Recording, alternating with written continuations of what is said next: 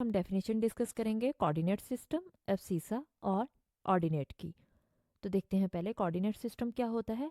Draw in a plane two mutually perpendicular number lines कौन सी हैं? X dash x and y dash y. One is horizontal and other is vertical line. यहाँ पे देखें कि ये एक्स डैश एक्स हमारे पास हॉरिजॉन्टल लाइन है जो कि एक्स एक्सिस है, और ये हमारे पास वाई एक्सिस है जो कि वर्टिकल लाइन है। Let there point of intersection be O. तो इसका पॉइंट ऑफ इंटरसेक्शन यानी जहाँ पे ये मीट कर रहे हैं उसको हमने ओ कह दिया। To which we call the origin and the real number zero. यहाँ पे जो वैल्यू आती है हमारे पास एक्स एक्सिस और वाई एक्सिस दोनों की वैल्यू ज़ीरो हो जाती है, और both the lines is represented by O. हम इसे ओरिजिन यानी ओ से रिप्रेजेंट करते हैं। The two lines are called the coordinate axis. तो मैंने पहले भी बताया था ये दोनों क्या कहलाती हैं, ये दोनों लाइंस ये कोऑर्डिनेट एक्सिस कहलाती हैं। और हॉरिजॉन्टल लाइन को जो कि एक्स डैश ओ एक्स है, यानी ये एक्स डैश ओ एक्स, इस लाइन को हम कहते हैं x axis. And the vertical line y dash O y is called the y axis. यानी ये हमारे पास एक्स एक्सिस है और ये हमारे पास क्या है, ये हमारे पास वाई एक्सिस है। तो ये हमारे पास कोऑर्डिनेट सिस्टम की डेफिनेशन थी। अब हम देखते हैं एक्स कोऑर्डिनेट या फिर एब्ससीसा की पहले डेफिनेशन, और वाई कोऑर्डिनेट, और या फिर जिसको वाई कोऑर्डिनेट को ऑर्डिनेट भी कहते हैं, एक्स कोऑर्डिनेट को एब्ससीसा कहते हैं और वाई कोऑर्डिनेट को ऑर्डिनेट कहते हैं। If x y are the coordinates of a point P, यानी अगर एक्स वाई प्लेन है हमारे पास, तो इसमें कोई भी पॉइंट पी यहाँ पे होगा अगर, तो इसके दो पॉइंट्स होंगे, एक एक्स पॉइंट होगा और एक वाई पॉइंट होगा। इस पी पॉइंट के दो पॉइंट होंगे, एक एक्स दो वैल्यूज से मिलेगा, ये मिलके बनेगा एक एक्स से और एक वाई से। तो ये एक्स और वाई वैल्यूज क्या होंगी ये हम देखते हैं। If x y are the coordinates of a point P, किसी पॉइंट पी के ये एक्स वाई कोऑर्डिनेट्स हैं, देन द फर्स्ट मेंबर, ये जो फर्स्ट मेंबर आ रहा है एक्स, या हम इसे कॉम्पोनेंट भी कह सकते हैं ऑफ द ऑर्डर पेयर, ये जो ऑर्डर पेयर हमने लिया है x y is called the x coordinate. मतलब हमारे पास ये जो फर्स्ट वैल्यू आ रही है जो कि x आ रहा है, इसको हम x कोऑर्डिनेट कहते हैं या फिर एब्ससीसा ऑफ p कहते हैं। And the second member of the order pair, जो कि हमारे पास ये ऑर्डर पेयर एक्स वाई है, इसका सेकंड मेंबर क्या है, वो है y।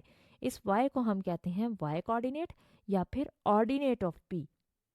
तो हमें क्या समझ आया कि पहली वैल्यू को हम क्या कहते हैं, एक्स कोऑर्डिनेट या फिर एब्ससीसा कहते हैं। इस पॉइंट की एक्स कोऑर्डिनेट है ये एक्स, इस पॉइंट पी का, और सेकंड वैल्यू जो कि वाई आ रही है उसको हम वाई कोऑर्डिनेट कहते हैं या फिर ऑर्डिनेट भी कहते हैं इस पॉइंट का। तो ये हमारे पास डेफिनेशंस थी। डेफिनेशन ऑफ क्वाड्रेंट और डिस्टेंस फार्मूला को डिस्कस करेंगे। तो पहले हम डेफिनेशन देखते हैं क्वाड्रेंट्स क्या होते हैं। The coordinate axis divide the plane into four equal parts called quadrants. हम ये जो xy प्लेन बनाते हैं जिसको हम कोऑर्डिनेट एक्सिस प्लेन कहते हैं, ये कितने पार्ट्स में डिवाइड होके बनती है, फोर पार्ट्स में। ये फर्स्ट, ये सेकंड और ये थर्ड, और इसको हम फोर्थ क्वाड्रेंट कहते हैं। They are defined as follows कि क्वाड्रेंट, फर्स्ट क्वाड्रेंट क्या होता है, all points x y with x greater than value greater than zero और वाई ग्रेटर देन ज़ीरो।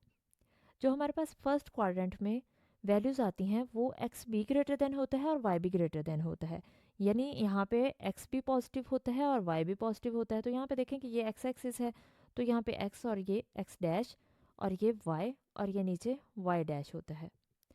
तो यहाँ पे फर्स्ट क्वाड्रेंट में एक्स भी पॉजिटिव होता है और वाई भी पॉजिटिव होता है। अब हम बात करते हैं सेकंड क्वाड्रेंट की। तो सेकंड क्वाड्रेंट में देखें कि ये किससे मिलके बनता है। यहाँ पे क्योंकि ऊपर y axis positive, y axis पे ऊपर वाली साइड पे वाई पॉजिटिव होता है, और इस साइड पे लेफ्ट साइड पे जब अगर बात करें एक्स एक्सिस पे, तो लेफ्ट साइड पे एक्स क्या होता है, नेगेटिव होता है, एक्स की वैल्यूज नेगेटिव होती हैं, इसीलिए हम इसके ऊपर डैश लगाते हैं। All points x y with x less than zero, यानी x negative and y positive.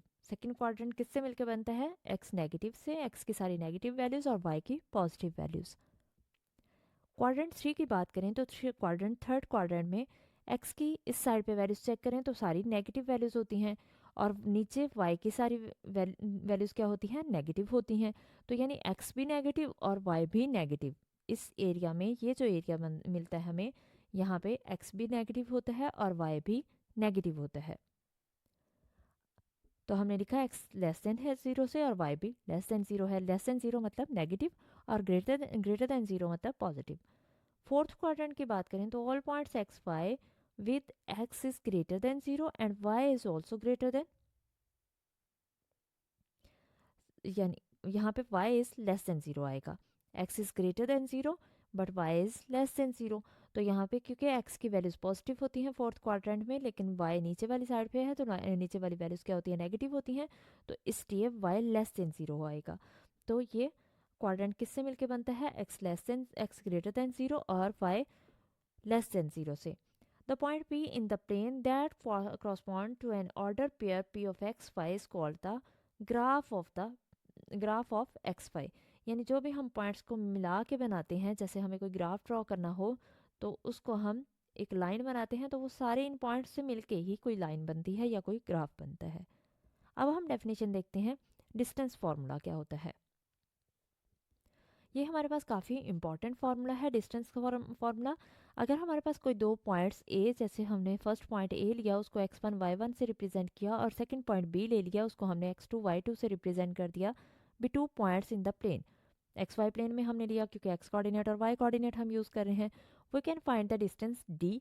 Distance को हम डी से रिप्रेजेंट करते हैं, और ये जो लाइंस शो हो रही हैं, ये वर्टिकल लाइंस, ये डिस्टेंस के लिए या फिर लेंथ के लिए रिप्रेजेंट की जाती हैं। Distance of AB from the right या length of AB from the right triangle by using the Pythagorean theorem we have। Pythagorean theorem की हेल्प से हमने जो फॉर्मूला जनरेट किया वो फॉर्मूला क्या है, डिस्टेंस को फाइंड करने के लिए D is equal to length of AB is equal to square root of x2 minus x1 का whole square plus y2 minus y1 का होल स्क्वायर और ऊपर इसका होल का स्क्वायर रूट। ये फॉर्मूला आपको याद रखना है। यानी ये फॉर्मूला क्या है कि अगर कोई लेंथ फाइंड करनी हो हमें, या किसी भी दो पॉइंट्स का, दो पॉइंट्स जैसे ए और बी का हम डिस्टेंस यहाँ पे ले रहे हैं, दो पॉइंट्स का डिस्टेंस फाइंड करना हो, तो हम क्या करते हैं, उनके एक्स कोऑर्डिनेट्स का डिफरेंस का स्क्वायर लेते हैं और वाई कोऑर्डिनेट्स के डिफरेंस का स्क्वायर लेते हैं, और फिर उनको ऐड करने के बाद स्क्वायर रूट ले लेते हैं। तो ये हमारे पास डेफिनेशन और फार्मूलाज थे। Dividing the join of to points in a given ratio और इंक्लिनेशन ऑफ अ लाइन, इसका इनकी डेफिनेशंस। तो point dividing the join of to points in given ratio, अगर कोई रेशियो दी गई है और हमें पॉइंट फाइंड करने हैं, पॉइंट या और पॉइंट कौन सा होगा, उस लाइन का पॉइंट होगा। जैसे हमारे पास ए पॉइंट दिया गया है और बी पॉइंट दिया गया है with the two given points in a plane. हमें ये किसी प्लेन एक्स वाई प्लेन होगी, और प्लेन हम जानते हैं जैसे ये एक्स वाई प्लेन होती है। तो इसमें ये हमारे पास क्या होता है, एक्स एक्सिस, और ये हमारे पास होता है वाई एक्सिस।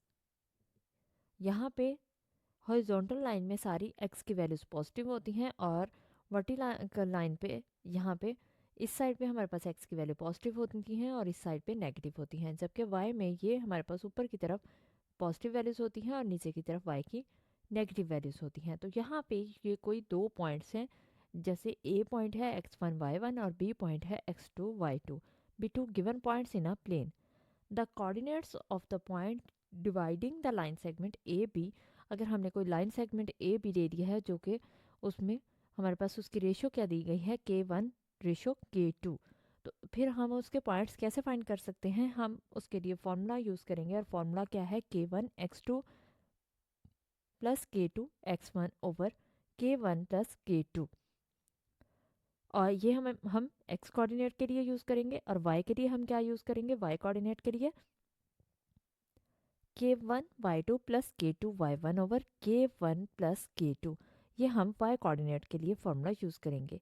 और ये पॉइंट हम कब फाइंड करते हैं, ये वाला पॉइंट कब फाइंड आउट करते हैं, जब फर्स्ट करें हमारे पास एक लाइन दी गई है, जैसे ये लाइन है और यहाँ पे दो पॉइंट्स हैं, ए पॉइंट ये है और बी पॉइंट ये है, और ये लाइन को एक पॉइंट है जो इसको K1 रेशो K2 का मतलब क्या है, दो इस तरह से K1 K2 में अगर ये डिवाइड कर रहा है कोई पॉइंट, जिस पॉइंट को हम नाम दे देते हैं, जैसे XY नाम दे दिया, तो तब हम इन पॉइंट्स को यूज़ करते हुए ये फॉर्मूला यूज़ करते हुए इस पॉइंट के कोऑर्डिनेट्स फाइंड करेंगे।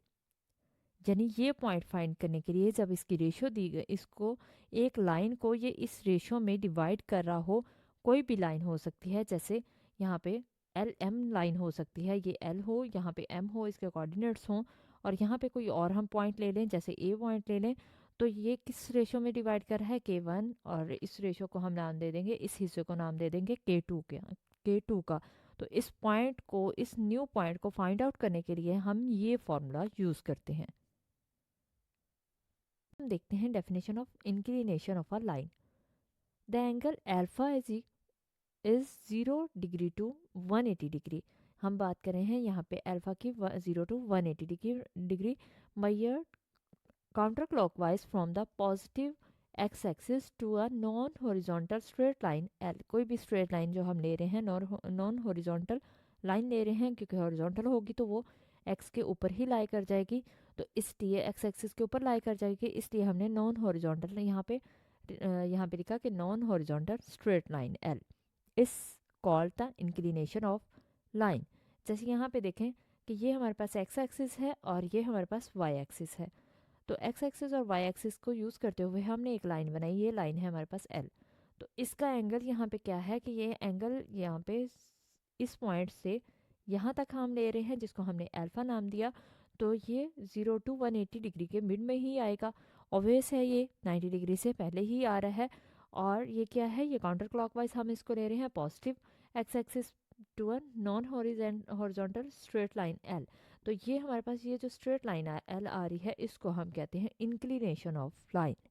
ये हमारे पास एंगल क्या है, ये एंगल जो है इसको हम कहते हैं इंक्लिनेशन, अल्फा को हम कहते हैं इंक्लिनेशन ऑफ लाइन। तो ये हमारे पास कौन सा आ रहा है, अल्फा यूज़ हो रहा है, यहाँ पे हमने इसको एंगल को नाम दिया अल्फा का। तो ये हमारे पास डेफिनेशन थी। लाइन की स्लोप या ग्रेडियंट कैसे फाइंड करते हैं, तो इसके लिए डेफिनेशन इसकी स्लोप ऑफ अ लाइन क्या होता है, if we walk an inclined plane we cover the horizontal distance run as well as vertical distance rise at the same time. जैसे हमें एक्स वाई प्लेन है हमारे पास, तो यहाँ पे अगर हमें इस प्लेन में फाइंड करनी है स्लोप, तो यहाँ पे हम क्या करते हैं कि एक वैल्यू जैसे ये दी गई है 1 2 और 3, यहाँ पे 3 है, और ये हमारे पास राइस आएगा, और रन में हमारे पास हमने कितने स्टेप्स आगे मूव किया है, तो यहाँ पे 1 2 3 ये 4 ले लेंगे। तो यहाँ तक हमारे पास इसकी स्लोप क्या होगी, यानी इस लाइन की हमारे पास स्लोप क्या आएगी, तो ये हम कैसे फाइंड करेंगे, राइस ओवर रन से। तो राइस हमने ऊपर की तरफ हम कितने गए हैं, तो राइस ओवर रन हम यूज़ करेंगे, राइस ओवर रन। तो राइस हमारे पास कितना है 3, और रन कितने हैं 4, यानी 4 पॉइंट्स हमारे पास आएंगे, 4 आ जाएगा यहाँ पे। राइस ओवर रन 3 हमारे पास राइस में, यानी ये पॉइंट्स कितने हैं 3 पॉइंट्स हैं, और रन में हमारे पास 4 पॉइंट्स है, ये आ जाएगा, ये 4 पॉइंट्स आ जाएंगे। तो इस तरह से हम इसकी स्लोप फाइंड कर सकते हैं, यानी 3/4 इसकी स्लोप आ जाएगी। तो ये हम क्या क्यों यूज़ करते हैं, ताकि हम इसीलिए इसकी स्लोप फाइंड कर लें। Ratio of rise to the run is termed as slope और gradient of the inclined path. तो ये इंक्लाइंड पाथ फाइंड करने के लिए हम इसकी स्लोप देखते हैं, जिसको हम डिनोट करते हैं एम से। तो इस तरह से ये फाइंड कर सकते हैं कि M is equal to rise over run, जैसे कि वाई ओवर एक्स। जैसे हमने अभी वैल्यूज़ ली थी कि एक्स की वाई की एक्स हमने वैल्यूज़ यहाँ तक 3 ली थी, और एक्स की वैल्यूज़ 4 ली थी, तो हमारे पास कितनी आ गई थी, स्लोप हमारे पास कितनी आ गई थी 3/4, और ये इक्वल होता है 10 अल्फा के। और एनालिटिकल ज्योमेट्री में slope of gradient M of a non vertical straight lines with alpha का इसका इंक्लिनेशन हम ले लेते हैं, इसको हम एम रेशो 10 अल्फा से रिप्रेजेंट करते हैं, या इस तरह से इसको फाइंड कर सकते हैं। और याद रखें कि अगर अपवर्ड होगी स्लोप तो वो पॉजिटिव होगी, और डाउनवर्ड में स्लोप नेगेटिव होगी। If L is horizontal it's slope is 0। अगर हॉरिजॉन्टल लाइन पे ये लाइन के ऊपर लाइन आ जाती है, एक्सिस के ऊपर ही लाइन आ जाएगी, तो ऑब्वियस है कि इसकी स्लोप 0 हो जाएगी। तो वाई एक्सिस के अगर ऊपर आएगी ये लाइन, तो इसका मतलब तब इसकी स्लोप क्या होगी, तब इसकी स्लोप अनडिफाइंड होगी। नेक्स्ट है कि नेक्स्ट रिजल्ट हमारे पास क्या है कि अगर ये इसका एंगल जो एंगल अल्फ़ा है वो 0 से 90 डिग्री के बिटवीन बने, यानी ये इसका एंगल हो अल्फ़ा हो, तो ये इस तब एम क्या होगा, यानी एम स्लोप क्या होगी, तब पॉजिटिव होगी। और अगर सेकंड क्वाड्रेंट में एंगल हमारे पास बन रहा है अल्फ़ा बन रहा है, तो तब इसकी स्लोप नेगेटिव होगी, यानी एम नेगेटिव होगा, क्योंकि ये इस तरह से बनेगा। तो ये इसका क्या होगा, एंगल यहाँ कहाँ पे आ रही है, ये स्लोप कहाँ पे आ रही है, यहाँ पे आ रही है, ये सेकंड क्वाड्रेंट है। तो सेकंड क्वाड्रेंट में ये क्या हो जाएगी, ये स्लोप 90 से, अगर एंगल हमारे पास 90 से 180 के बिटवीन में आता है अल्फ़ा, तो फिर एम नेगेटिव होगा। तो ये हमारे पास स्लोप से रिलेटेड कुछ रिजल्ट से। स्लोप देखेंगे, slope of a line joining two points, यानी टू पॉइंट्स से स्लोप कैसे फाइंड की जा सकती है, इसके लिए फॉर्मूला देखेंगे। और पैरेलल एंड परपेंडिकुलर लाइंस क्या होती हैं, पैरेलल लाइंस पैरेलल कब होती हैं और परपेंडिकुलर कब होती हैं, ये भी डिस्कस करेंगे। तो देखते हैं slope of line joining two points. If non vertical line L, जैसे हमने कोई भी लाइन स्लोप हम तभी लेते हैं, स्लोप का मतलब क्या होता है कि ढलवान, जैसे ये विद इंक्लिनेशन, इंक्लिनेशन यानी यहाँ पे इसका कोई एंगल बन रहा होगा, inclination of passes through two points P of x1 y1 and q of x2 y2, then the slope और ग्रेडियंट। स्लोप कैसे फाइंड करते हैं, slope m of l is given by, अगर दो पॉइंट्स दिए गए हों और हमें इसकी स्लोप फाइंड करनी हो, जब दो पॉइंट्स दिए गए हों, तो उस तब हम क्या यूज़ करते हैं, y2 minus y1 over x2 minus x1। ये हमारे पास इसका फॉर्मूला है। और ये इक्वल किसके होता है, टेन अल्फ़ा के, क्योंकि एंगल है हमारे पास यहाँ पे हम अल्फ़ा यूज़ कर रहे हैं, इंक्लिनेशन जो हमारे पास है वो अल्फ़ा है, तो इसलिए यहाँ पे इक्वल होगा ये टेन अल्फ़ा के। ये हम फॉर्मूला हमें याद रखना है जब टू पॉइंट्स गिवन हो। If non vertical line L with inclination passes through two points, जब दो पॉइंट से पास हो रही हो वो लाइन, देन द स्लोप और ग्रेडियंट m, हम स्लोप को नाम क्या दे रहे हैं, m का, of line l is given by y2 minus y1 over x2 minus x1 is equal to tan alpha. अब हम देखते हैं कि पैरेलल और परपेंडिकुलर लाइंस क्या होती हैं। पैरेलल लाइंस कब होती हैं और परपेंडिकुलर लाइंस कब होती हैं, the two lines L1 and L2 with respect with respective मतलब कि L1 के लिए पहली स्लोप यूज़ होगी, स्लोप्स कौन सी है, M1 एंड M2। तो L1 के लिए स्लोप हमारे पास M1 है और L2 के लिए हमारे पास स्लोप M2 है। Are parallel, two lines are parallel with respective slopes कौन सी है, M1 एंड M2 हमारे पास, यानी L1 के लिए M1 स्लोप है, L2 के लिए M2 स्लोप है। ये पैरेलल तब होंगी if and only if M1 is equal to M2, तब इक्वल होंगी जब इनकी स्लोप्स इक्वल होंगी, तब पैरेलल होंगी जब इनकी स्लोप्स पैरेलल होंगी।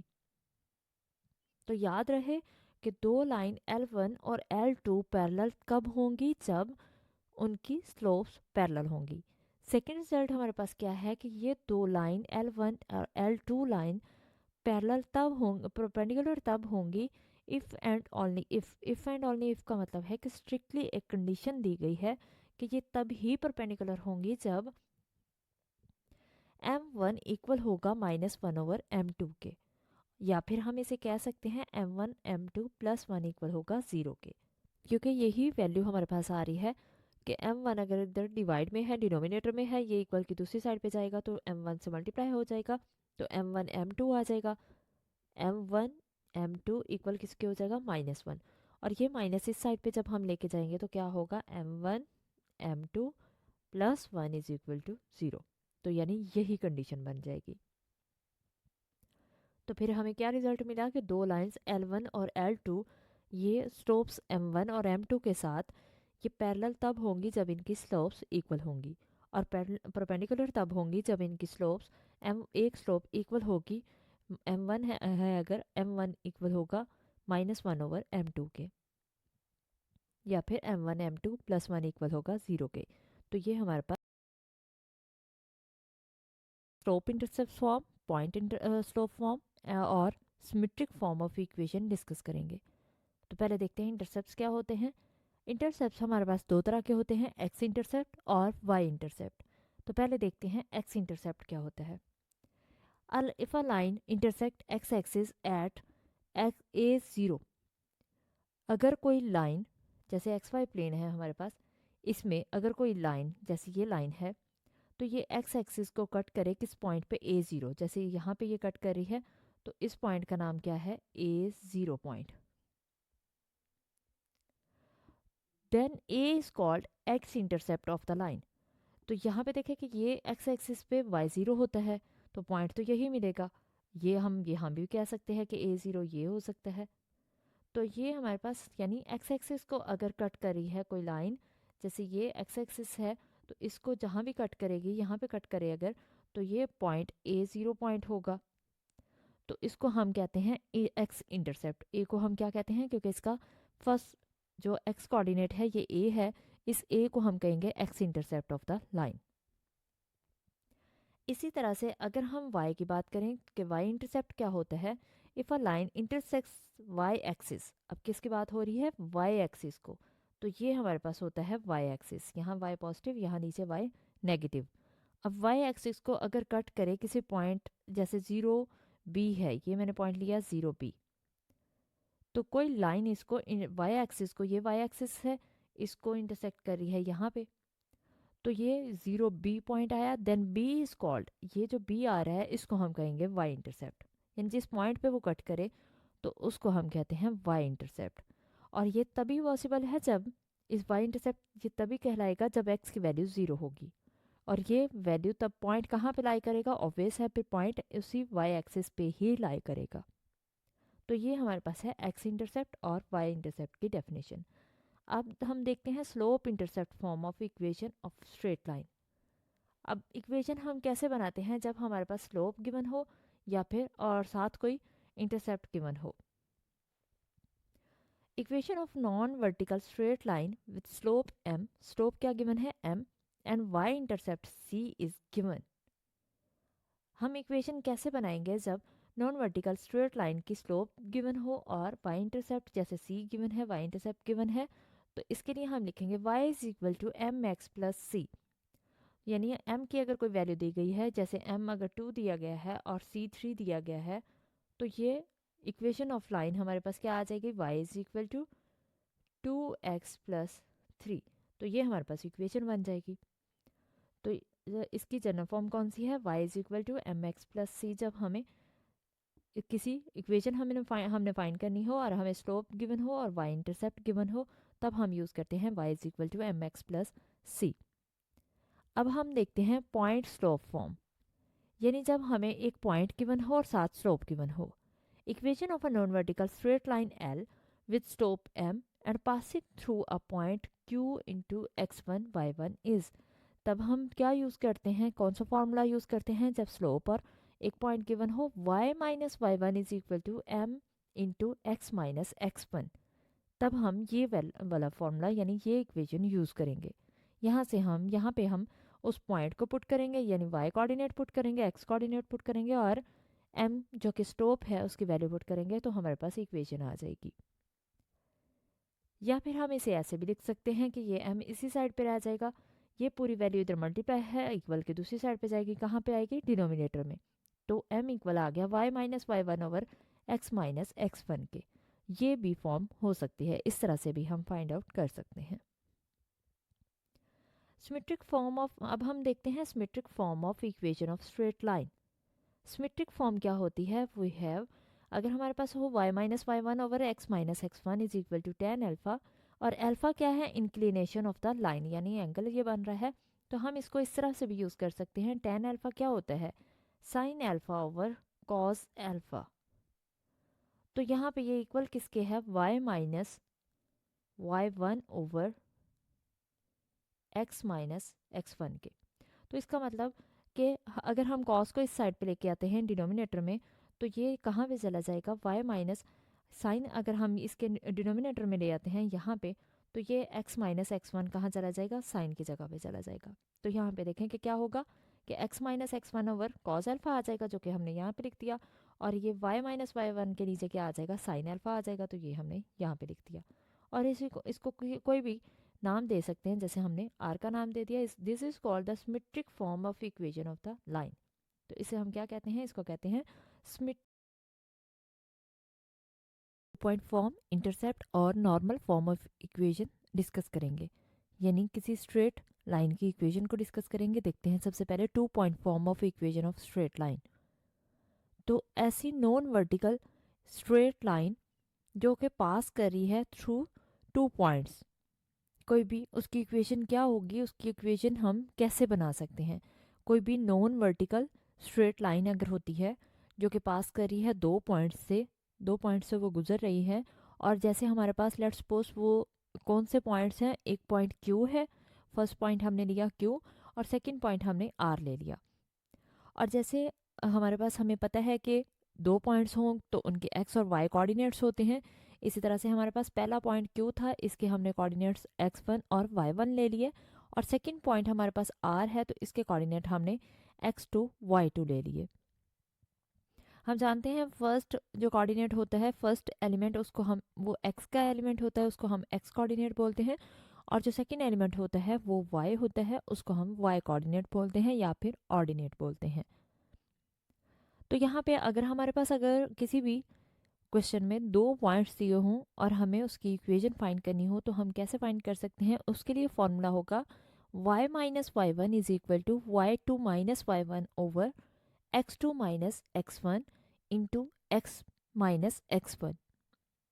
हम इस फॉर्मूला को यूज़ करते हुए उन दोनों पॉइंट्स की, जो कि हमारे पास जैसे q है, यहाँ पे q की वैल्यू x की जगह 2 दी हो, y की जगह 7 हो और यहाँ x 5 हो और ये 6 हो, तो हम इनकी वैल्यूज़ पुट करके यहाँ पे, यानी x1 और y1 की जगह इनकी वैल्यू, या फिर x2 और y2 जहाँ पे आ रहा है इनकी वैल्यूज़ पुट करने के बाद हम इसकी इक्वेशन का आंसर फाइंड कर सकते हैं। एक और फॉर्मूला इसमें यूज़ करते हैं जो कि हमारे पास ये भी फॉर्मूला है, इसको भी हम यूज़ कर सकते हैं, जो कि है y minus y two equal होता है y2 minus y one over x2 minus x1 into x minus x2।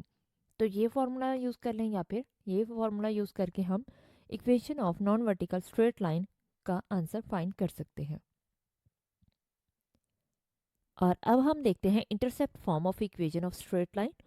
तो इंटरसेप्ट फॉर्म कौन सी होगी, equation of a line whose non zero x and y intercept, यानी उसके ऐसी हम इक्वेशन फाइंड कर रहे हैं ऐसी लाइन की जिसके एक्स और वाई इंटरसेप्ट नॉन ज़ीरो है, या तो उनकी जगह 2 3 4 कोई भी वैल्यू आ रही है, या लेकिन ज़ीरो नहीं आ रहा। नॉन ज़ीरो का मतलब ये हुआ कि कोई भी कांस्टेंट नंबर आ जाए लेकिन ज़ीरो ना आए। इंटरसेप्ट आर हमें यहाँ पे दिए गए हैं, एक्स इंटरसेप्ट ए और वाई इंटरसेप्ट हमें बी दिया गया है। रिस्पेक्टिवली का क्या मतलब होता है कि यहाँ पे जैसे एक्स और वाई आ रहा है तो एक्स पहले आ रहा है, इसलिए पहला नंबर ए जो है वो एक्स का इंटरसेप्ट होगा, एक्स इंटरसेप्ट है ये, और वाई सेकंड नंबर पे आ रहा है तो इसलिए सेकंड नंबर वाला जो होगा वो वाई इंटरसेप्ट की वैल्यू होगी। तो इसका मतलब हमारे पास यहाँ पे एक्स इंटरसेप्ट ए दिया हुआ है, वाई इंटरसेप्ट बी दिया गया है, जो कि नॉन ज़ीरो है। तो जब हमें इक्वेशन फाइंड करनी हो तो हम क्या यूज़ करेंगे, हम यूज़ करेंगे x over a plus y over b is equal to 1। कोई भी क्वेश्चन जिसमें हमें एक्स इंटरसेप्ट और वाई इंटरसेप्ट दिया गया हो और हमें उस इक्वेशन को फाइंड करना हो, उस लाइन की इक्वेशन को, तो हम क्या करेंगे, हम यहाँ पे एक्स इंटरसेप्ट की जगह उसकी वैल्यू लिखेंगे, यहाँ पे वाई इंटरसेप्ट की वैल्यू पुट करेंगे और उसे सॉल्व करने के बाद एलसीएम लेंगे, एलसीएम लेने के बाद इसको सॉल्व करेंगे, हमारे पास वो इक्वेशन आ जाएगी। तो यानी इंटरसेप्ट फॉर्म क्या है स्ट्रेट लाइन की, वो ये है x over a plus y over b is equal to 1। अब हम देखते हैं normal form of equation of straight line. तो नॉर्मल फॉर्म कौन सी होती है, an equation of a non vertical line L, कोई भी लाइन जिसको हमने नाम एल दे दिया, such that length of perpendicular from the origin to line is P and alpha is inclination of this perpendicular. यानी जैसे हम क्वेश्चन में हम स्लोप डिस्कस करते थे, इसी तरह से ये नॉन वर्टिकल लाइन है, जैसे ये लाइन आ गई तो यहाँ पे नॉर्मल फॉर्म कौन सी होगी इसकी, वो ये होगी कि यहाँ पे हमारे पास जो यूज़ होता है परपेंडिकुलर डिस्टेंस फ्रॉम ओरिजिन, ये हमारे पास इस लाइन की लेंथ क्या है, हमने इसको नाम p दे दिया है। तो इसको हम कैसे फाइंड कर सकते हैं इसकी इक्वेशन, उसके लिए फॉर्मूला क्या है, x cos alpha plus sine y sine alpha is equal to p। क्योंकि ये हमारे पास x एक्सिस पे ये एक्स एक्सिस है, ये वाई एक्सिस है, तो एक्स एक्सिस के साथ हम एक्स कॉज अल्फ़ा लेते हैं और वाई एक्सिस को हम वाई साइन अल्फ़ा कंसीडर करते हैं। तो ये हमारे पास होगा x cos alpha y plus y sine alpha is equal to P. जब भी कोई इक्वेशन हमें फाइंड करनी हो नॉर्मल फॉर्म में तो हम उसके लिए ये फॉर्मूला यूज़ करेंगे। तो ये हमारे पास 2 पॉइंट फॉर्म और इक्वेशन, 2 पॉइंट फॉर्म इक्वेशन और इंटरसेप्ट फॉर्म इक्वेशन और नॉर्मल फॉर्म इक्वेशन थी। लीनियर इक्वेशन इन 2 वेरिएबल्स को डिस्कस करेंगे जो कि स्ट्रेट लाइन होगी, और इसके अलावा हम उस जनरल इक्वेशन को स्लोप फॉर्म में कन्वर्ट करेंगे। तो देखते हैं सबसे पहले a linear equation in 2 variables in straight line. The linear equation a x plus P y plus C is equal to 0। ये जो इक्वेशन है ये हमारे पास 2 वेरिएबल्स इक्वेशन है। ये हमारे पास स्ट्रेट लाइन की इक्वेशन है, लेकिन इसमें वेरिएबल्स कौन कौन से हैं? 2 वेरिएबल्स हैं, एक्स और वाई। और ये क्या रिप्रेजेंट करती है? ये स्ट्रेट लाइन को रिप्रेजेंट करती है। A linear equation in 2 variables x and y is ax plus by plus c is equal to 0। तो हमारे पास ये स्ट्रेट लाइन की इक्वेशन क्या है? ax plus by plus c is equal to 0। याद रहे कि इसको हम ऐसे भी लिख सकते हैं ax plus by is equal to minus c, यानी ये c इधर जाके क्या हो जाएगा? माइनस हो जाएगा, क्योंकि ये पॉजिटिव है तो इक्वल के दूसरी साइड पे जाएगा तो नेगेटिव हो जाएगा। तो ये ऐसे भी लिखा जा सकता है कि a x plus b y is equal to minus c, where a and b क्या, where a b c are constant. ये तीनों क्या हैं? कांस्टेंट नंबर्स हैं। ये दोनों कोफिशिएंट है और ये इसका कांस्टेंट है। A B are not simultaneously zero, यानी ये दोनों ज़ीरो नहीं हो सकते, क्योंकि यहाँ पे देखें ना कि अगर ए और बी ज़ीरो हो जाते हैं तो इसका मतलब क्या है? अगर ए ज़ीरो हो जाता है तो ये एक्स ज़ीरो हो जाएगा, और अगर बी ज़ीरो हो जाता है तो वाई ज़ीरो हो जाएगा। तो फिर ये इक्वेशन 2 वेरिएबल्स में नहीं रहेगी। अगर एक्स ज़ीरो हो जाता है, ए ज़ीरो होगा तो मल्टीप्लाई होगा एक्स से, ये ज़ीरो हो जाएगा, पूरी टर्म ज़ीरो हो जाएगी, तो बी वाई प्लस सी बचेगा। तो इसका मतलब कि ये इक्वेशन फिर 2 वेरिएबल्स में नहीं रहेगी, ये सिंगल वेरिएबल में बन जाएगी। ये लीनियर इक्वेशन होगी इन 1 वेरिएबल फॉर्म। तो यहाँ पे हम 2 वेरिएबल फॉर्म डिस्कस कर रहे हैं, इसलिए ए और बी ज़ीरो नहीं हो सकते, क्योंकि ये कांस्टेंट है लेकिन ये ज़ीरो नहीं है, ये नॉन ज़ीरो नंबर्स हैं। अब हम देखते हैं कि हम कैसे इस जनरल इक्वेशन को हम ट्रांसफॉर्म कर सकते हैं, चेंज कर सकते हैं। इसके कुछ स्टैंडर्ड फॉर्म्स हैं, और किसकी standard forms? A x plus b y plus C is equal to 0, ये जो हमारे पास जनरल इक्वेशन है इसकी। तो इसकी स्लोप इंटरसेप्ट फॉर्म कौन सी है? जिसमें हम सबसे पहले लिखेंगे कि बी वाई इसी साइड पे रह जाएगा, ए एक्स दूसरी साइड पे जाएगा इक्वल के, तो क्या हो जाएगा? Minus a x. इसी तरह से माइनस सी जब दूसरी साइड पे जाएगा इक्वल के, तो माइनस सी हो जाएगा। अब यहाँ पे बी वाई के साथ क्या आ रहा है? बी आ रहा है, तो ये बी इधर मल्टीप्लाई हो रहा है, जब इक्वल की दूसरी साइड पे शिफ्ट होगा तो क्या हो जाएगा? डिनोमिनेटर में आ जाएगा। तो हम इसको लिख सकते हैं y is equal to minus a over b. ये a ओवर यहाँ पे डिवाइड में आएगा क्योंकि, तो ये minus a x over b लिखने की बजाय हम ऐसे भी लिख सकते हैं कि माइनस ए ओवर बी, यानी ये हमारे पास कांस्टेंट है और वेरिएबल को हमने इसके साथ लिख दिया। और माइनस सी था, अब सी के डिनोमिनेटर में भी बी आ जाएगा, तो ये हो जाएगा माइनस सी ओवर बी। अब यहाँ पे हमने क्या किया? ए over minus a over b को हमने m का नाम दे दिया, और माइनस सी ओवर बी को हमने c का नाम दे दिया। और दरमियान में प्लस कैसे आया है? क्योंकि अगर हम प्लस लगाएं और फिर ब्रैकेट में माइनस सी ओवर बी लगाएं तो ये एक ही बात है, क्योंकि प्लस माइनस माइनस हो जाता है, तो माइनस सी ओवर बी हो जाएगा। Where m is equal to minus a over b, slope जो कि हमारे पास स्लोप होती है माइनस ए ओवर बी, और c क्या है? c एक यहाँ पे भी c आ रहा था, तो माइनस सी ओवर बी है ये, यानी ये कोई कांस्टेंट है, सम कांस्टेंट। यहाँ पे हम कोई और भी नेम दे सकते हैं, लेकिन अमूमन हम यही यूज़ करते हैं कि y is equal to m x plus c slope intercept form में, तो इसलिए हमने इसको c नाम दे दिया। आप चाहें तो इनको नेम और भी दे सकते हैं, लेकिन हम यही ज़्यादातर यूज़ करते हैं। स्लोप के लिए m यूज़ करते हैं, एम एक्स प्लस सी। तो ये होती है हमारे पास स्लोप इंटरसेप्ट फॉर्म। तो इसलिए हमने इसको पहली बार इसके कोफिशिएंट को नाम क्या दे दिया? माइनस ए ओवर बी को m का, और माइनस सी ओवर बी को c का। और साथ हमने बता दिया where m is equal to minus a over b and c is equal to minus c over b. तो ये हमारे पास कुछ इक्वेशंस थी जिनको हम आगे काफ़ी यूज़ करेंगे। ट्रांसफॉर्म करेंगे general equation of to slope and symmetric form. हमारे पास जो जनरल इक्वेशन होती है उसको हम स्लोप फॉर्म में और सिमेट्रिक फॉर्म में कन्वर्ट करेंगे। तो देखते हैं इसके लिए सबसे पहले हम सॉल्व करेंगे जनरल इक्वेशन को पॉइंट स्लोप फॉर्म में। We know that slope of line a x plus b y plus C is equal to zero, ये हमारे पास जनरल इक्वेशन होती है जिसे हम जानते हैं कि a x plus b y plus C is equal to zero general equation form है स्ट्रेट लाइन की in two variables x and y. और इसकी स्लोप क्या होती है माइनस ए ओवर बी, ये भी हम जानते हैं। और ये हम कैसे फाइंड करते हैं, इसको हम y को इस तरह से लिखते हैं कि माइनस ए एक्स, जैसे ये पॉजिटिव है दूसरी साइड पे जाएगा तो नेगेटिव हो जाएगा, इसी तरह से प्लस सी दूसरी साइड पे जाएगा तो माइनस सी हो जाएगा। और फिर ये b जो आ रहा है y के साथ ये डिनोमिनेटर में आएगा, यहाँ पे इसके डिनोमिनेटर में भी और c के डिनोमिनेटर में भी b आ जाएगा। तो यहाँ पे देखें कि x के साथ माइनस ए ओवर बी आ रहा है, तो इसको हम m कहते हैं जो कि हमारे पास स्लोप होती है। तो यहाँ पे इसलिए हमने बता दिया we know that slope of the line is minus a over b. और पॉइंट हम यहाँ पे एक जनरल पॉइंट ले रहे हैं, माइनस सी ओवर ए ले रहे हैं हम जनरल पॉइंट। और हमारे पास फिर इक्वेशन क्या बन जाएगी, इक्वेशन ऑफ द लाइन हमारे पास क्या आएगी, स्लोप पॉइंट स्लोप फॉर्म में, क्योंकि हम पॉइंट ले रहे हैं माइनस सी ओवर ए।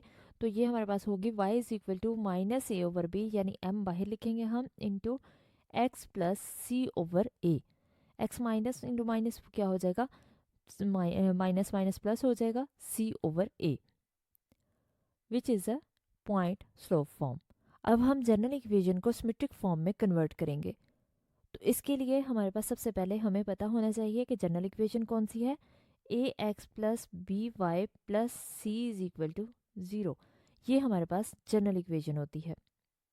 और इसमें हम जानते हैं कि m क्या है, ये स्लोप ऑफ लाइन है, और स्लोप क्या है जिसको हम tan अल्फा भी कहते हैं, ये इक्वल होता है माइनस ए ओवर बी के। अभी हमने पॉइंट फॉर्म में भी पॉइंट स्लोप फॉर्म में इसको डिस्कस किया था, माइनस ए ओवर बी होती है ये।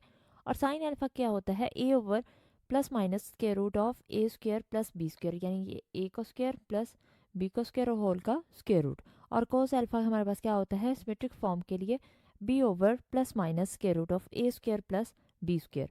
हम यहाँ पे एक पॉइंट ले लेते हैं जो कि minus a over minus c over ए ले लिया हमने पॉइंट, और वाई ये हमने एक्स इंटरसेप्ट लिया और एक्स की वैल्यू ली, यानी एक्स कोऑर्डिनेट लिया, और वाई कोऑर्डिनेट हमने ज़ीरो ले लिया किसी इक्वेशन के लिए, स्ट्रेट लाइन की इक्वेशन के लिए। तो इक्वेशन सिमेट्रिक फॉर्म में क्या बन जाएगी, सिमेट्रिक फॉर्म में हमारे पास इक्वेशन जो आती है उसको हम ऐसे लिखते हैं x minus x one over cause alpha, यानी ये हमारे पास होती है x minus x one over cos alpha. तो यहाँ पे देखें कि हमारे पास जो आ रहा है वो x minus x one, x minus और एक्स वन इस पॉइंट को हम कहते हैं। तो ये हमारे पास क्या आ रहा है माइनस सी ओवर ए, तो इसलिए माइनस सी ओवर ए आ जाएगा। और कॉज एल्फा हम पहले फाइंड कर चुके हैं, यहाँ पे है ये हमारे पास वैल्यू इसकी, तो ये हमने कॉज एल्फा की वैल्यू लिख दी। ये इक्वल होगा y minus y one over sine alpha. तो वाई माइनस वाई वन क्या है हमारे पास ज़ीरो है, इसको हम पॉइंट को हम x1 कहते हैं और इसको हम y1 कहते हैं, इसके y कोऑर्डिनेट को। तो y माइनस वाई वन हमारे पास क्या है ज़ीरो है, y minus zero over sine alpha, sine alpha की वैल्यू ये हमने पहले ही लिख लिया यहाँ पे, तो ये इसकी वैल्यू यहाँ पे पुट हो जाएगी। और ये इक्वल हमने रख लिया कोई भी नंबर जैसे कि r के इक्वल।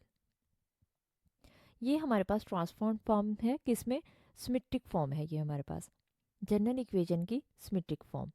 तो ये हमारे पास स्लोप और सिमेट्रिक फॉर्म्स हैं जनरल इक्वेशन की। जनरल इक्वेशन को ट्रांसफ़र करेंगे टू पॉइंट इक्वेशन में, इंटरसेप्ट और नॉर्मल इक्वेशन में। तो देखते हैं इसके लिए हम सबसे पहले टू पॉइंट फॉर्म में इसको कन्वर्ट करेंगे। हमारे पास जनरल इक्वेशन क्या होती है, a x plus b y plus C is equal to zero, ये हमारे पास जनरल इक्वेशन होती है। और यहाँ पे हमने इसके लिए पॉइंट्स कौन से ले लिए हैं, हमने कोई जनरल पॉइंट्स ले लिए हैं, माइनस सी ओवर ए ज़ीरो, फर्स्ट पॉइंट हमने ये ले लिया है, एक्स कोऑर्डिनेट हमने माइनस सी ओवर ए लिया है और वाई कोऑर्डिनेट हमने ज़ीरो लिया है। और सेकंड पॉइंट हमने ज़ीरो माइनस बी ओवर ए माइनस सी ओवर बी लिया है, जिसमें एक्स कोऑर्डिनेट हमने ज़ीरो लिया है और y coordinate minus c over B लिया है, यानी ये एक्स इंटरसेप्ट है और ये वाई इंटरसेप्ट है। Equation of the line through this point, अगर ये लाइन इन पॉइंट्स के से पास हो रही है तो हम इसकी 2 पॉइंट हमारे पास अगर दिए जाते हैं उसके लिए इक्वेशन कैसे फाइंड कर सकते हैं कि इक्वेशन ऑफ स्ट्रेट लाइन क्या होगी। तो ये हमारे पास इक्वेशन के लिए हम यूज़ करते हैं y माइनस y1। फॉर्मूला होता है y माइनस y1। तो यहाँ पे y1 आएगा, ये हमारे पास x1 है, ये y1 है, और ये हमारे पास x2 की वैल्यू है, यानी ये 0 x2 की वैल्यू है, और ये हमारे पास y2 की वैल्यू है। तो फॉर्मूला हम यूज़ करते हैं y माइनस y1, और y1 हमारे पास यहाँ पे देखें 0 है, divided by y1 minus y2। तो y1 कितना है 0, minus into minus c over B कितना हो जाएगा, minus minus plus c over B, क्योंकि y1 माइनस y2 होता है तो इसलिए y1 माइनस y2 करेंगे तो वो माइनस माइनस प्लस हो जाएगा, मिड में साइन, और सी ओवर बी आ जाएगा। अब नेक्स्ट यहाँ पे देखें कि इक्वल होता है कि ये किसके, x minus x1 over x1 minus x2। तो x माइनस x1 क्या है, वो हमारे पास माइनस सी ओवर ए है। तो क्योंकि मिड में साइन भी माइनस आ रहा है और ये x1 की वैल्यू भी माइनस में है तो वो माइनस माइनस क्या हो जाएगा, प्लस सी ओवर ए आ जाएगा। डिनोमिनेटर में x1 माइनस x2 हमें लिखना है, x1 की वैल्यू कितनी है, माइनस सी ओवर ए, तो माइनस सी ओवर ए आ गया, और माइनस x2 की वैल्यू कितनी है 0, तो यहाँ पे 0 आ गया। यहाँ पे देखिए कि y माइनस 0 आ गया और ये माइनस ए ओवर बी बच गया, और ऊपर ये न्यूमिनेटर साथ आ गया x प्लस सी ओवर ए। ये पॉइंट अच्छे से समझ लें कि ये कैसे आया था, कि ये डिनोमिनेटर में a ओवर ये सी माइनस सी ओवर ए था, और जब हम इसको कन्वर्ट करेंगे ऊपर लेके जाएंगे a को, तो ये माइनस a ओवर c हो जाएगा, और ये मल्टीप्लाई में आया था c ओवर b, तो ये c से c कैंसिल हो गया, माइनस a ओवर b बचा था जो कि हमने यहाँ लिख दिया। अब नेक्स्ट हम देखते हैं इसको हम जनरल इक्वेशन को इंटरसेप्ट फॉर्म में कन्वर्ट कैसे कर सकते हैं। हम इससे इंटरसेप्टेड इक्वेशन कैसे फाइंड कर सकते हैं, उसके लिए हम सबसे पहले जनरल इक्वेशन हमारे पास क्या होती है, a x plus b y plus C is equal to 0, ये हमारे पास जनरल इक्वेशन होती है। तो ये प्लस सी जब इक्वल के दूसरी साइड पे जाएगा तो ये माइनस सी हो जाएगा, इसलिए हमने यहाँ पे माइनस सी लिख दिया। अब ये अगर हम यहाँ पे 1 लेके आए तो हम क्या करेंगे, माइनस सी से डिवाइड करेंगे सारी वैल्यूज़ को, तो यहाँ डिनोमिनेटर में माइनस सी आएगा, यहाँ भी माइनस सी आ जाएगा, तो माइनस सी से माइनस सी कैंसिल हो गया, क्या बचा 1, और ए एक्स के डिनोमिनेटर में भी माइनस सी आ गया और बी वाई के डिनोमिनेटर में भी माइनस सी आ गया। अब यहाँ पे देखें कि अगर हमारे पास एक्स ओवर ए ओवर बी लिखा हो तो ये बी ऊपर मल्टीप्लाई हो जाता है।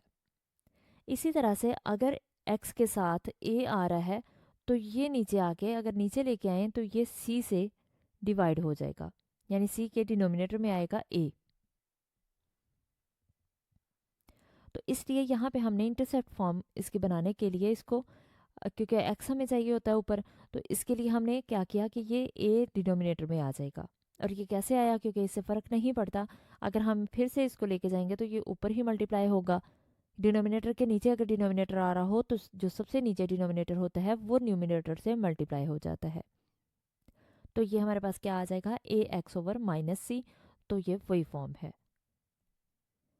हमने इसको लिख लिया x over minus c over ए। इसी तरह से हम बी को भी डिनोमिनेटर में लेके जाएंगे तो ये क्या हो जाएगा, माइनस सी ओवर बी हो जाएगा।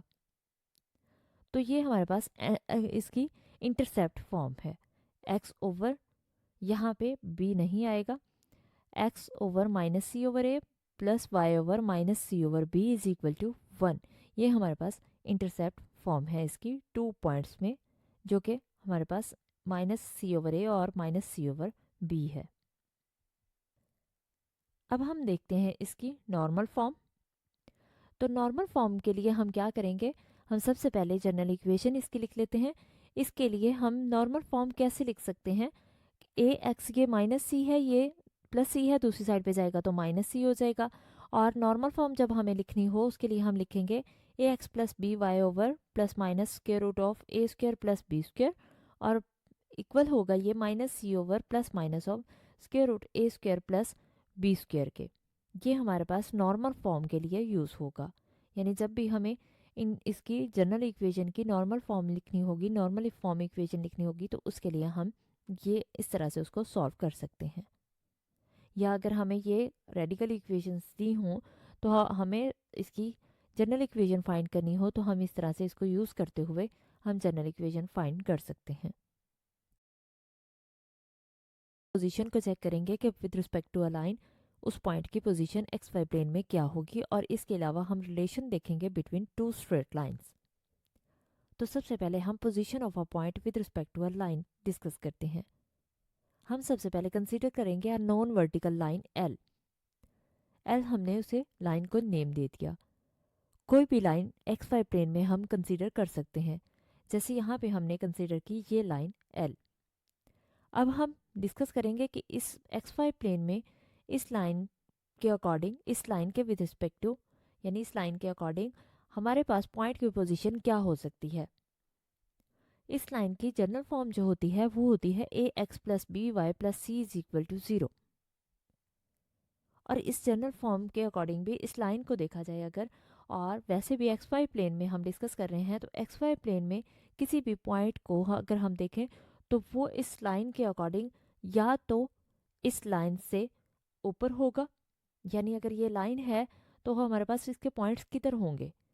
एक्स वाई प्लेन में जो पॉइंट्स होते हैं वो इस लाइन से या तो ऊपर होंगे सारे पॉइंट्स, इस तरह से कोई भी पॉइंट्स आ सकते हैं, इस लाइन से ऊपर हो सकते हैं, या फिर इस लाइन से नीचे हो सकते हैं पॉइंट्स, इस लाइन के नीचे होंगे। कोई भी पॉइंट अगर हम नाम ले रहे हैं तो वो पॉइंट कहाँ पे होगा, इस लाइन से ऊपर होगा, इस लाइन के, या फिर नीचे होगा, या ये भी हो सकता है कि इस लाइन के बिल्कुल ऊपर हो। जैसे ये लाइन बनी है तो वो पॉइंट इस लाइन के बिल्कुल ऊपर हो। तो हमारे पास तीन ही कंडीशंस हो सकती हैं एक्स वाई प्लेन में, कि या वो उस लाइन से ऊपर हो, या फिर उस लाइन से नीचे हो, या फिर उस लाइन के बिल्कुल ऊपर हो।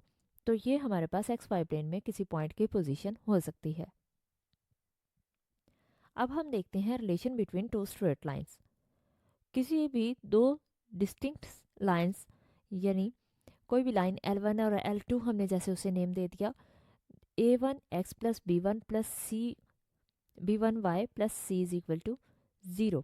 ये हमारे पास लाइन फर्स्ट लाइन है, और सेकंड लाइन हमने कंसीडर की ax2 plus a2x plus b2y plus C is equal to 0। यहाँ पे हमारे पास सिर्फ वन एंड ओनली वन का मतलब क्या है कि यहाँ पे एक ही कंडीशन होल्ड कर सकती है। ये इन दो लाइंस का रिलेशन जो बनेगा वो अगर एक रिलेशन बन रहा है तो फिर दूसरा रिलेशन नहीं बन सकता। जैसे फर्स्ट कंडीशन क्या है कि अगर L1 पैरेलल है L2 के, कि L1 और L2 पैरेलल हो सकती हैं। अगर ये पैरेलल हैं तो फिर ये परपेंडिकुलर नहीं हो सकती। पैरेलल लाइंस कैसी होती हैं, ये दो हमारे पास पैरेलल लाइंस हैं। तो अगर दो लाइंस पैरेलल हों तो वो परपेंडिकुलर कभी भी नहीं हो सकती। या तो ये दोनों लाइंस क्या होंगी, इनकी कंडीशंस क्या हो सकती हैं कि या तो ये दोनों लाइंस पैरेलल हैं, या फिर ये दोनों लाइंस परपेंडिकुलर हैं। परपेंडिकुलर लाइंस कैसी होती हैं, जैसे ये हमारे पास परपेंडिकुलर लाइन है जो 90 का एंगल बनाए, उसको हम कहते हैं परपेंडिकुलर लाइन। तो या फिर L1 परपेंडिकुलर होगा L2 के, यानी लाइन 1 परपेंडिकुलर होगी लाइन 2 से, ये कंडीशन हो सकती है। थर्ड कंडीशन ये है कि अगर L1 और L2 are not related as 1 and 2, मतलब इन दोनों में से कोई कंडीशन ना हो, तो फिर वो नॉन वर्टिकल लाइंस होंगी, यानी वो किसी पॉइंट पे मीट कर रही होंगी, वो नॉन वर्टिकल लाइंस होंगी। तो ये हमारे पास किसी दो लाइंस का रिलेशन था। Section condition of concurrency of three straight lines check करेंगे। तो सबसे पहले हम देखते हैं पॉइंट ऑफ इंटरसेक्शन। ये हमारे पास बहुत इंपॉर्टेंट टॉपिक है। तो यहाँ पे हम कंसीडर करेंगे let's L1 is equal to a1x plus b1y plus c1 is equal to 0। ये हमने फर्स्ट लाइन कंसीडर की, और सेकंड लाइन हमारे पास क्या है L2, हमने इसे नाम दे दिया a2x plus b2y plus c2 is equal to 0। First हमने L1 कंसीडर की a1x plus b1 plus y plus c1 is equal to 0 और सेकंड हमने L2 कंसीडर की a2x plus b2y plus c2 is equal to 0। ये हमने दो straight lines ले ली। Be two non parallel lines, ये हमारे पास पैरेलल लाइंस नहीं है। अगर ये पैरेलल लाइंस नहीं है तो हम जानते हैं इसकी कंडीशन फिर क्या होगी। जैसे हम इसके कोफिशिएंट्स को लिखते हैं a1 ओवर a2, ये जस्ट गैस दे रही हूँ आपको कि इसको हम कैसे लिख सकते हैं। इसको हम लिख सकते हैं a1 over a2 is equal to जैसे b1 ओवर b2। तो इसका जो डिनोमिनेटर में हम रेशोज के लिए यूज़ करते हैं वो प्रोडक्ट ज़ीरो नहीं होना चाहिए, ये माइनस करके हम लिख सकते हैं। जैसे a1 मल्टीप्लाई होगा b2 से, a1 b2 minus b1 a2 not equal to 0। ये कंडीशन बाय डेफिनेशन है कि अगर दो नॉन पैरेलल लाइंस हैं तो वो उन दोनों का इस तरह से प्रोडक्ट जो है इनके कोफिशिएंट्स का इस तरह से वो ज़ीरो नहीं होगा। अगर पैरेलल होंगी तो फिर ज़ीरो होगा और पैरेलल नहीं होंगी तो फिर ये ज़ीरो नहीं होगा। अब हम कंसीडर करते हैं, क्योंकि हम point of intersection he find कर रहे हैं, कि अगर दो लाइंस हैं, जैसे ये दो लाइंस हैं, ये कट कर रही हैं, इस पॉइंट पे इंटरसेक्ट कर रही हैं। इंटरसेक्शन मतलब इंटरसेक्ट कर रही हैं। तो इस पॉइंट ऑफ इंटरसेक्शन जिस पॉइंट पे ये मीट कर रही हैं वो पॉइंट हम कैसे फाइंड आउट कर सकते हैं। उसके लिए हम क्या करेंगे, इस पॉइंट को हमने नाम दे दिया x1 y1। ऑब्वियस है कि इसके दो पॉइंट्स होंगे, इसके दो कोऑर्डिनेट होंगे, x कोऑर्डिनेट और y कोऑर्डिनेट। x कोऑर्डिनेट हमने x1 कह दिया, y कोऑर्डिनेट को हमने y1 कह दिया। With the point of intersection of line L and line 1 and line 2। Then x1 हम कैसे फाइंड कर सकते हैं, इसके लिए हम लिखते हैं x1 के लिए हम लिखते हैं इस तरह से b1 ओवर b2 इक्वल होता है c1 ओवर c2। इस फॉर्मूला के अकॉर्डिंग हम इसको लिख सकते हैं और ये कैसे याद रखना है वो मैं आपको यहाँ पे बता देती हूँ। तो इसको हम इस तरह से लिख सकते हैं कि b1 मल्टीप्लाई होगा पहले b1 c2 minus b2 c1, और डिनोमिनेटर में हमारे पास यही वैल्यू, इनका इंटरसेक्शन हम पहले फाइंड कर चुके हैं, ये हमारे पास डिनोमिनेटर में आ जाएगा। एंड y1 इक्वल होता है माइनस के साथ, तो हम लिखेंगे माइनस के साथ। अब हम a1 और c1 को इस तरह से लिखेंगे, पहले हमने b1 के साथ मल्टीप्लाई किया, अब a1 ओवर a2 इक्वल होगा c1 ओवर c2 के। तो एक्चुअल में ये लिखा जाता है a1 c2, लेकिन क्योंकि हमारे पास इसके साथ बाहर माइनस होता है तो इसलिए हम क्या करते हैं कि हम इसको मल्टीप्लाई अंदर पहले ही कर लेते हैं। एक्चुअल में तो ये पहले आना चाहिए था, ये बाद में आना चाहिए था, लेकिन ये हमने मल्टीप्लाई कर लिया तो इसलिए यहाँ पे a2 c1 हमने पहले लिख लिया। तो a2 c1 minus a1 c2 over ये हमारे पास वैल्यू डिनोमिनेटर में आ जाएगी। तो ये हमारे पास पॉइंट ऑफ इंटरसेक्शन फाइंड करने के लिए ये फॉर्मूला यूज़ होता है, जिसको आप इस तरह से फाइंड कर सकते हैं। जैसे मैंने बताया था a1 over a2 is equal to b1 over b2, और इसी तरह से b1 over b2 is equal to c1 over c2, और फिर a1 over a2 is equal to c1 over c2 लिखने के बाद आप इसको सॉल्व करके ये इजीली याद कर सकते हैं। तो ये हमारे पास पॉइंट ऑफ इंटरसेक्शन था। अब हम देखते हैं concurrency of three straight lines. तो इसके लिए concurrency of three straight lines क्या होती है कि तीन स्ट्रेट लाइंस कंकरेंट होंगी, उसके लिए कंडीशन क्या होगी, क्या कंडीशन होगी कि वो तीन लाइंस इंटरसेक्ट कर रही हैं और वो एक ही पॉइंट पे कंकरेंट हैं। थ्री नॉन पैरेलल लाइंस जैसे L1 हमने ले ली है a1x plus b1y plus c1 is equal to 0। L2 हमने ले ली a2x plus b2y plus c2 is equal to 0, ये सेकेंड लाइन हमने ली। थर्ड लाइन इसी तरह से a3x plus b3y plus c is equal to 0, ये हमने थर्ड लाइन ले ली। अब ये कंकरेंट होने के लिए क्या कंडीशन होगी कि ये लाइंस तीनों कंकरेंट होंगी, यानी एक ही पॉइंट पे मीट करेंगी। कंकरेंट का मतलब होता है एक ही लाइन पे तीनों लाइंस एक ही लाइन पे मीट करें, एक ही पॉइंट पे मीट करें। तो एक ही पॉइंट पे ये मीट करेंगी if and only if and only if का मतलब होता है कि हर हाल में अगर ये कंडीशन पूरी होती है तो और वो कंडीशन क्या है कि इनके सारे कोफिशिएंट्स का डिटर्मिनेंट अगर लें और वो 0 आना चाहिए, यानी A1 B1 C1, फिर A2 B2 C2, इनके कोफिशिएंट्स लिखेंगे A3 B3 C3 और उनका डिटर्मिनेंट लेंगे। और डिटर्मिनेंट लेने के बाद अगर उसका आंसर, डिटर्मिनेंट का आंसर 0 आता है तो हम कह देंगे कि ये तीनों लाइंस कॉन्ग्रुएंट हैं, यानी ये कॉन्ग्रुएंट का मतलब क्या हुआ, एक ही पॉइंट पे मीट करती हैं। तो ये हमारे पास कॉन्ग्रुएंसी ऑफ 3 स्ट्रेट लाइंस के लिए कंडीशन थी। डिस्कस करेंगे distance a point from a line, distance to parallel lines और एरिया ऑफ ट्रायंगुलर रीजन। तो सबसे पहले हम देखते हैं distance of a point from a line.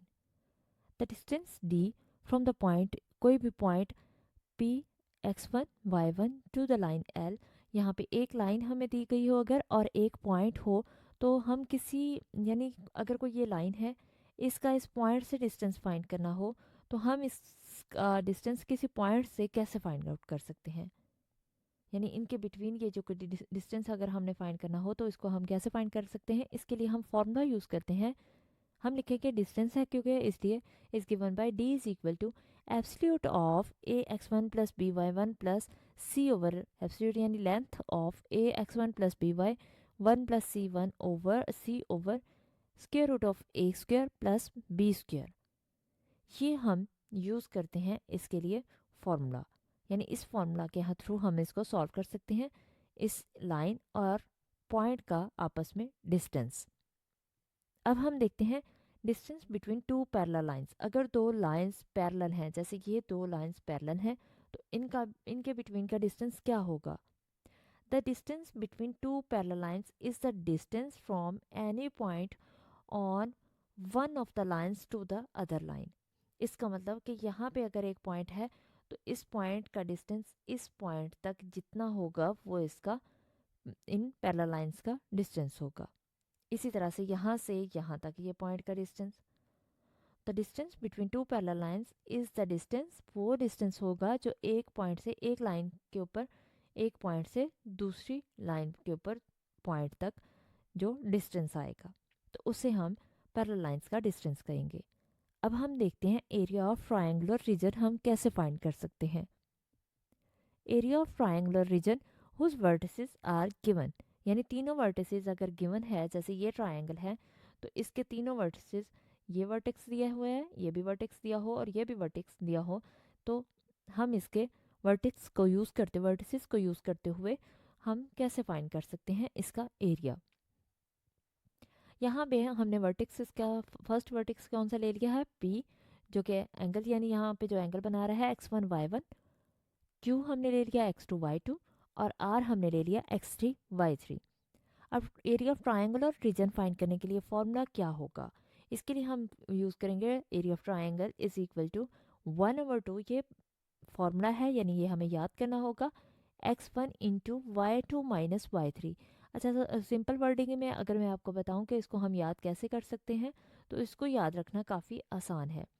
जैसे सबसे पहले हम x1 लिखेंगे तो x1 के साथ हम माइनस करेंगे, यानी x1 y1 को हम यूज़ नहीं करेंगे, फिर y2 माइनस y3, इसके साथ हम मल्टीप्लाई में क्या लिख रहे हैं, y2 माइनस y3 प्लस, अब x2 की बारी है, नेक्स्ट वेरिएबल कौन सा आ रहा है, x2, फिर x3, फिर x4, इस तरह से, यानी 4 तो हो नहीं सकता, यहाँ पे 3 पॉइंट्स है, ये जस्ट आपको समझाने के लिए मैं बोल रही हूँ कि x1 into y2 minus y3, फिर हम x2 लिखेंगे, तो x2 के लिए हम क्या करेंगे, y3 माइनस y1 और फिर y3 यहाँ से, क्योंकि x3 अब प्लस x3 की बारी आई, तो अब y1 माइनस y2, यानी अगर x1 लिखना है तो फिर y1 नहीं लिखेंगे, हम किसका डिफरेंस लिखेंगे, y2 माइनस y3 लिखेंगे और फिर y3 से हम y1 पे आएंगे, x2 लिखेंगे तो उसके साथ मल्टीप्लाई होगा y3 माइनस y1 और फिर प्लस x3 के साथ मल्टीप्लाई क्या होगा, y1 माइनस y2। इस तरह से हम इसको ऐसे ऐसे और फिर ऐसे चलाते हैं इसको, तो ये इसको हम माउथ फॉर्म भी बोलते हैं। तो ये आप याद रखना चाहें तो इस तरह से भी इसको याद कर सकते हैं कि x1 into y2 minus y3 plus x2 into y3 minus y1 plus x3 into y1 minus y2। तो ये हमारे पास area of triangular region find करने के लिए फॉर्मूला है, जब हमें तीनों पॉइंट्स किसी ट्रायंगल के तीनों पॉइंट्स दिए गए हों तो हम इस फॉर्मूला में पुट करके उस ट्रायंगल का एरिया फाइंड आउट कर सकते हैं। बिटवीन टू लाइंस, दो लाइंस के दरमियान एंगल क्या बनता है, हम यहाँ पे कंसीडर करेंगे let L1 and L2 be two intersecting lines which meet at a point P। यानी यहाँ पे अगर दो लाइंस, अगर हम ये लाइंस ले लेते हैं तो ये किसी पॉइंट P पे मीट कर रही हैं। At the point P two supplementary angles are formed. तो यहाँ पे इस पॉइंट P पे दो सप्लीमेंट्री एंगल्स बन रहे हैं। यहाँ पे देखिए कि इस तरह से एक सप्लीमेंट्री एंगल बन रहा है और दूसरा सप्लीमेंट्री एंगल इस तरह से बन रहा है। इसी तरह से हम ये भी कह सकते हैं कि इस तरह से सप्लीमेंट्री एंगल बन रहा है, और या इस तरह से हम इसको कंसीडर कर सकते हैं कि ये सप्लीमेंट्री एंगल बन रहा है। इन दोनों का सम, जैसे ये फर्स्ट और सेकंड का, ये थर्ड और फोर्थ का सम क्या होगा, ये सप्लीमेंट्री बनेगा। यानी ये पूरा हाफ सर्कल बन जाता है। तो हाफ सर्कल क्या होता है, वो 180 के इक्वल होता है, और 180 के इक्वल एंगल को हम क्या कहते हैं, सप्लीमेंट्री एंगल्स कहते हैं। Angles are formed by the lines L1 and L2 unless L1 और L2 अगर परपेंडिकुलर नहीं होंगे तो इसके अलावा हम one of the two angles क्या होंगे, अक्यूट होगा। यानी अगर हमारे पास दो लाइंस, इस तरह से ये लाइंस हैं, तो इनमें से एक एंगल लाजमी तौर पे अक्यूट एंगल होगा। अगर ये परपेंडिकुलर लाइंस नहीं है तो इनमें से एक एंगल क्या होगा, एक एंगल अक्यूट एंगल होगा, यानी लेस देन 90 डिग्री होगा। लेकिन इन दोनों का सम क्या होगा, वो 180 होगा, जो कि सप्लीमेंट्री एंगल बनेगा। और the angle from L1 to L2 is the angle theta which through which L1 is rotated anti-clockwise। अगर ये हमारे पास लेंथ लाइन 1 है और ये हमारे पास लाइन 2 है, और लाइन 1 को अगर हम रोटेट करते हैं एंटी क्लॉकवाइज, यानी इस तरह से अगर हम इसको रोटेट करते हैं, तो ये हमारे पास, अगर ये लाइन रोटेट होते हुए eight the point P so that it coincides with L2, ये इसके दरमियान में एंगल थीटा होगा।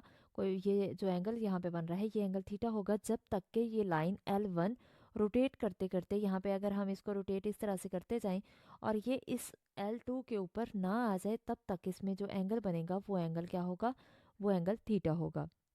क्योंकि ये अगर इस तरह से मूव करती है तो इसके ऊपर ये हो सकता है कि किसी पॉइंट पे जाके ये इसके ऊपर कोइंसाइड कर जाए। कोइंसाइड करने का मतलब क्या हुआ, कि इसको इसके बिल्कुल ऊपर आ जाए, इसके ऊपर मीट कर जाए। तो तब तक, जब तक ये कोइंसाइड नहीं करे, इसके दरमियान में कोई ना कोई एंगल फॉर्म होता रहेगा। अब हम इसको मज़ीद समझते हैं। जैसे यहाँ पे हमने L1 और L2 दो लाइंस ले रही हैं, और ये नॉन वर्टिकल लाइंस हैं जो कि परपेंडिकुलर लाइंस नहीं है। Let L1 and L2 be two non-vertical lines such that they are not perpendicular to each other। ये दोनों लाइंस परपेंडिकुलर लाइंस नहीं है। याद रहे कि ये दोनों परपेंडिकुलर नहीं है, ये नॉन वर्टिकल लाइंस हैं। और स्लोप, अगर इनके दरमियान में हमें स्लोप भी दी गई हो, जैसे M1 L1 की स्लोप है और M2 स्लोप L2 की है, slopes of L1 and L2 respectively का मतलब होता है कि L1 के लिए हम पहले ही स्लोप यूज़ करेंगे, M1 यूज़ करेंगे, और L2 बाद में आ रहा है तो इसलिए इसमें M2 यूज़ करेंगे, इसके लिए L2 के लिए। जो सेकंड नंबर पे आएगा उसके लिए सेकंड वाली वैल्यू यूज़ करेंगे, फर्स्ट नंबर पे जो आएगा उसके लिए फर्स्ट वाली वैल्यू यूज़ करेंगे। ये रिस्पेक्टिवली का मतलब होता है। अब अगर हमारे पास कभी गिवन हो कि दो लाइंस हमारे पास हैं जो कि नॉन वर्टिकल हैं और परपेंडिकुलर लाइंस नहीं हैं, और उनके दरमियान स्लोप भी दी गई हो, तो हम उसके लिए, और एंगल उसका क्या हो, एंगल थीटा हो from line L1 to L2, तो फिर हम इसके लिए कंडीशन क्या यूज़ करते हैं, टेन थीटा हम यूज़ करते हैं। Tan theta is equal to M2 minus M1 over, यानी ये एंगल्स फाइंड करना हो अगर हमें, तो tan theta is equal to M2 minus M1 over 1 minus M1 M2। ये हमारे पास इसका फॉर्मूला है। किसी भी दो लाइंस का इक्वेशन अगर दो लाइंस के लिए थीटा हमें फाइंड करना हो, इनके बिटवीन एंगल फाइंड करना हो, जैसे ये अल्फ़ा है इस तरह से और ये अल्फ़ा यहाँ पे इस तरह से होगा, तो ये हमें थीटा एंगल फाइंड करना हो, तो इनकी स्लोप्स हमें दी गई हैं। जैसे इसकी स्लोप M1 है और सेकंड की स्लोप M2 है, तो इसके लिए हम फॉर्मूला यूज़ करेंगे tan theta is equal to M2 minus M1 over 1 minus M1 M2। तो ये हमारे पास इसका सोल्यूशन था। करेंगे कि equations of a straight line in matrix form क्या होता है। तो हम सबसे पहले इसका कॉन्सेप्ट देखेंगे कि हमें मैट्रिक्स फॉर्म में कन्वर्ट करने की स्ट्रेट लाइंस को क्यों ज़रूरत पेश आई। तो हम जानते हैं कि अगर हमारे पास दो या फिर थ्री, हमारे पास टू या थ्री सिमल्टेनियस लीनियर इक्वेशंस हों, सिंपल इक्वेशंस हों, तो उनको सॉल्व करना हमारे लिए काफ़ी आसान है। एलिमेंट्री मेथड जो हम पहले यूज़ करते आए हैं, तो हम उनको यूज़ करते हुए सब्स्टिट्यूशन मेथड या फिर एलिमिनेशन मेथड को यूज़ करते हुए हम उनको उनकी वैल्यूज़ को सॉल्व करके उनको सॉल्व कर सकते थे। दो इक्वेशंस हो, लीनियर इक्वेशंस हो या फिर तीन लीनियर इक्वेशंस हो, तो उनको हम इजीली सॉल्व कर सकते हैं। लेकिन दो, तीन या इससे ज़्यादा आ जाएं, चार, पाँच या फिर एन टाइम्स भी हो सकती हैं, लीनियर इक्वेशंस आ जाएं, तो उनको सॉल्व करना काफ़ी मुश्किल था।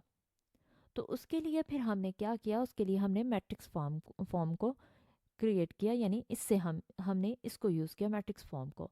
If the number of equations and variables become large, यानी दो या तीन से ज़्यादा हो जाएं, लार्ज हो जाएं number of equations, the solution of the equation by ordinary method जो हम पहले यूज़ करते रहे हैं वो बहुत मुश्किल हो जाता है, become very difficult. In such a case, ऐसे केस में हम क्या करते हैं, हम गिवन इक्वेशंस को मैट्रिक्स फॉर्म में लिखते हैं और उसको इजीली सॉल्व कर सकते हैं। तो हमें क्यों ज़रूरत पेश आई, क्योंकि दो या तीन इक्वेशंस को तो हम एलिमिनेशन मेथड या सब्स्टिट्यूशन मेथड से सॉल्व कर सकते थे, लेकिन अगर इससे ज़्यादा आ जाती तो उसके लिए काफ़ी मुश्किल था।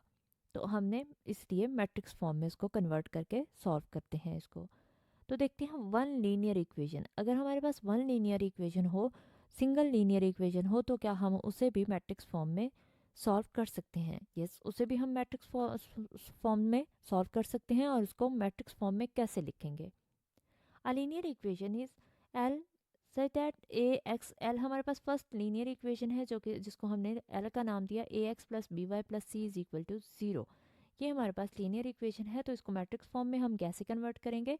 हम इनके ए एक्स के और वाई के कोफिशिएंट्स लिखेंगे। यहाँ पे देखें कि ये प्लस सी है, ये कांस्टेंट वैल्यू है, हम इसको दूसरी साइड पे ले जाएंगे।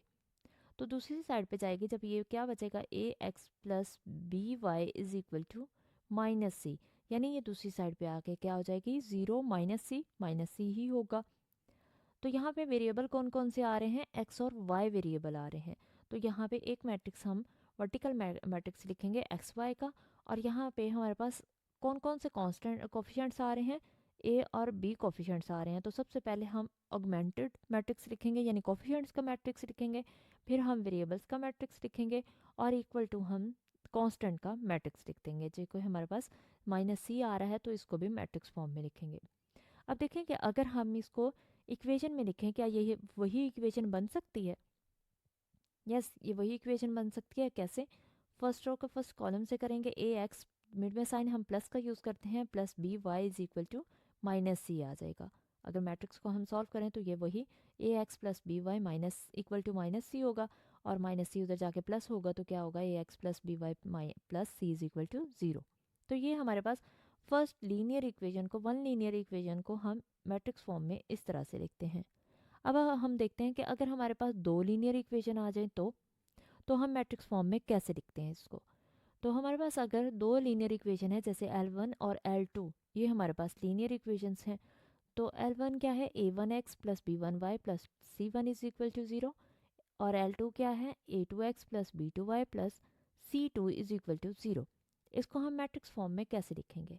तो हम सबसे पहले कोफिशिएंट्स का मैट्रिक्स लिखेंगे, x और y के कोफिशिएंट्स देखेंगे। तो x के कोफिशिएंट्स a1 और a2 है, हमने a1 और a2 लिखा। y के कोफिशिएंट्स b1 और b2 हैं, तो इसलिए b1 b2 लिख दिया।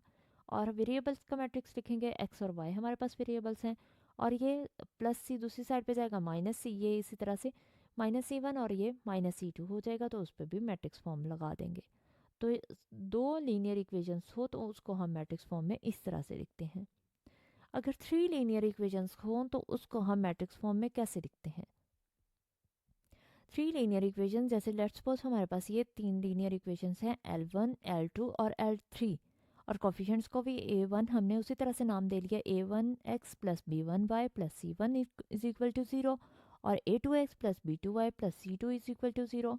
थर्ड इक्वेशन को हमने थ्री वाले के नेम से दे दिया, यानी a3x plus three b3y a3x plus b3y plus c3 is equal to 0। तो ये हमने थर्ड को भी नाम दे दिया। अब यहाँ पे एक चीज़ ये भी होती है कि इस फॉर्म में लिख लें या फिर ऐसी फॉर्म में लिख लें, तो एक ही बात है। यानी यहाँ पे हमने क्या किया, हमने सारे कोफिशिएंट्स लिख लिए कि x के कोफिशिएंट्स भी, y के, और फिर कांस्टेंट भी। तो यहाँ पे देखें कि ये हमारे पास सारे x के कोफिशिएंट्स हैं, ये y के कोफिशिएंट्स हैं, और ये c वाले हमारे पास क्या हैं, कांस्टेंट्स हैं। तो हम ऐसी फॉर्म में कैसे लिख सकते हैं कि हमने पहले x लिख लिया वेरिएबल, फिर y लिख लिया, और फिर कांस्टेंट के हैं तो 1 लगा दिया। यानी कांस्टेंट के लिए हम 1 यूज़ कर लें, और इक्वल टू 0 पे भी हम मैट्रिक्स फॉर्म में लिख दें, इन पे भी मैट्रिक्स अप्लाई कर दें। तो अगर हम इनको सॉल्व करें मैट्रिक्स को, तो ये वही लीनियर इक्वेशंस बन जाती हैं। इसका मतलब अगर 3 लीनियर इक्वेशंस आती हैं तो उसको हम मैट्रिक्स फॉर्म में इस तरह से लिख सकते हैं। तो ये हमारे पास इक्वेशंस थी जो स्ट्रेट लाइन इक्वेशंस थी, और इनको हम मैट्रिक्स फॉर्म में इस तरह से लिख सकते हैं। सेकेंड डिग्री इक्वेशन और होमोजीनियस इक्वेशंस को डिस्कस करेंगे। तो देखते हैं सबसे पहले सेकेंड डिग्री इक्वेशन कौन सी होती है इन 2 वेरिएबल्स। तो सेकेंड डिग्री इक्वेशन 2 वेरिएबल्स में ये फॉर्म होती है, यानी a1x plus b1y plus c1 और multiply by a2x plus b2y plus c2 is equal to 0। ये हमारे पास सेकेंड डिग्री इक्वेशन है इन 2 वेरिएबल्स। और यहाँ पे हमारे पास वेरिएबल्स कौन से आ रहे हैं, x और y। यहाँ पे देखें ये x है और ये y है, इसी तरह से ये x है और ये y है। तो दो हमारे पास वेरिएबल्स आ रहे हैं, x और y। और यहाँ पे कांस्टेंट कौन से यूज़ हो रहे हैं, a1 b1 c1। c1 constant है, c2 कांस्टेंट है, और a1 b1 कोफिशिएंट्स है। इसी तरह से a2 b2 कोफिशिएंट्स हैं x और y के। तो second degree equation in 2 variables ये वाली फॉर्म होती है। अब हम देखते हैं होमोजीनियस इक्वेशंस कौन सी होती हैं। बहुत इंपॉर्टेंट डेफिनेशन है, होमोजीनियस इक्वेशन कौन सी होती हैं। Let f of x y is equal to 0। F क्या है, कोई फंक्शन है in 2 variables x and y। Be an equation in 2 variable x and y, variables x and y। Equation 1 is called homogeneous equation of degree n। Degree n क्या है, ये n एक कोई भी पॉजिटिव इंटीजर है। If F of k x k y is equal to k की power n, ये काफ़ी इंपॉर्टेंट चीज़ है, into f of x y. यानी कोई भी रियल नंबर की फॉर्म में और ये इसकी पावर में आ जाए, यानी कोई भी रियल नंबर अगर आ रहा है एफ ऑफ एक्स और वाई के साथ, और हम उसको बाहर लिख लें और उसकी पावर ऊपर लगा दें, तो पावर की फॉर्म में इस तरह की फॉर्म में बन रहा हो, तो उसको हम कहते हैं होमोजीनियस इक्वेशन।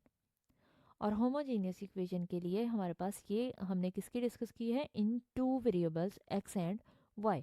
और n क्या है, n ये है पॉजिटिव इंटीजर, और ये इक्वल होता है f ऑफ, अगर ये हमारे पास कंडीशन होल्ड कर जाए, यानी हमारे पास फंक्शन अगर के एक्स के वाई की फॉर्म में है, उसको हम लिख लें k की power n into f of x y. Function वही एफ ऑफ एक्स वाई आ जाए, तो उसको हम कहते हैं ये एक होमोजीनियस इक्वेशन है for some real number k।